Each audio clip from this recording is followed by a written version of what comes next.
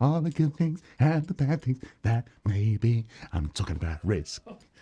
I'm talking about risk, baby. Dad dancing. That dancing. Can't be it. So you started your own business, you're running your own business, but you're not running that as a limited company.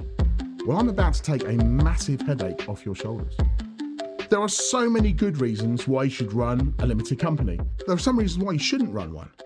But today, let's talk about the advantage of running one, why you should run one when you're a sole trade, because it's going to lead to potentially you being awake at night, being worried about stuff happening.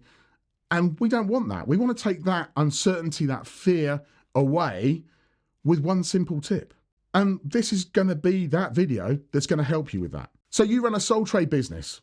You're running it successfully. It's all running great. Everything is fine. You go, oh, a minute, I bought those products from that company down the road. I thought they were really good, but I've just realised that I've sold a whole load of them. They've got a crack down the middle. And that crack could cause some damage. And I've just had my first one back. And I'm now worried that I'm going to get all of them back. And I'm going to have to refund all of the money.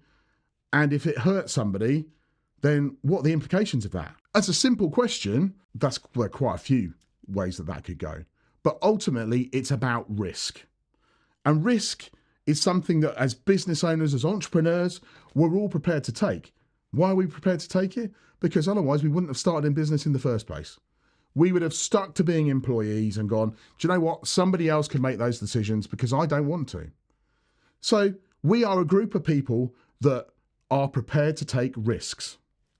So if we're prepared to take risks, we've got to accept or think of ways that we can manage that risk. In a sole trade environment, if you are not trading as a limited company, what's the risk? The risk ultimately is something goes wrong. Something goes wrong that is catastrophic. By catastrophic, it will end your business. It will end your business and mean that you also owe money. But why is that important? Well, because ultimately the person that you owe the money to doesn't just stop with your business assets. They can go to your personal assets. That's right, they can go to your house. They can go to your car. They can go to anything that is yours because you are the business is you.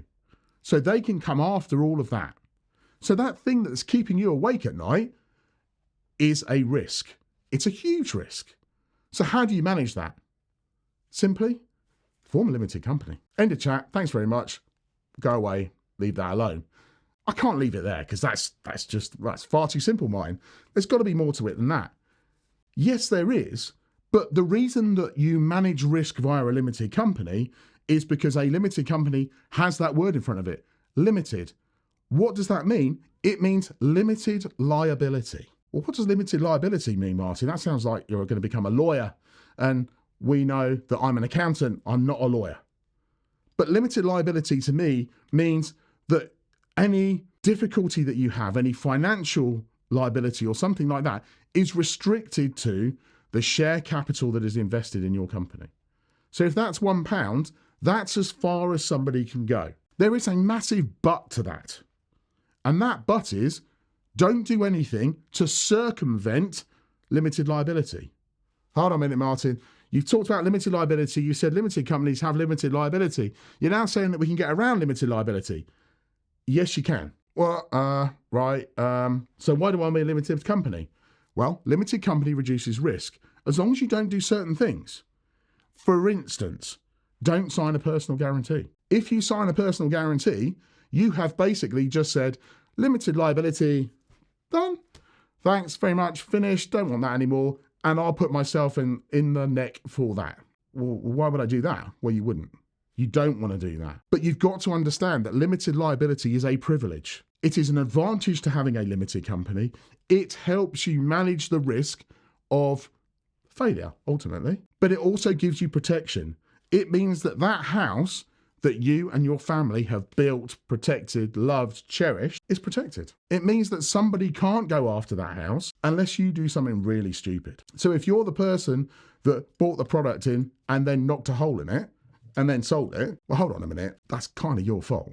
You shouldn't have done that. You shouldn't have sold that. But if that came from a third party, well, as long as you've taken due care, then you aren't at fault for it. And therefore, limited liability will protect you. We've talked about limited liability and reducing risk. Reducing risk takes headaches away. That's the whole purpose of this. It's about giving you the tools to enable you to do what you do in the best way possible to maximize your income. But why not check out the video on VAT and things you don't know about it to make sure you're dealing with those things correctly?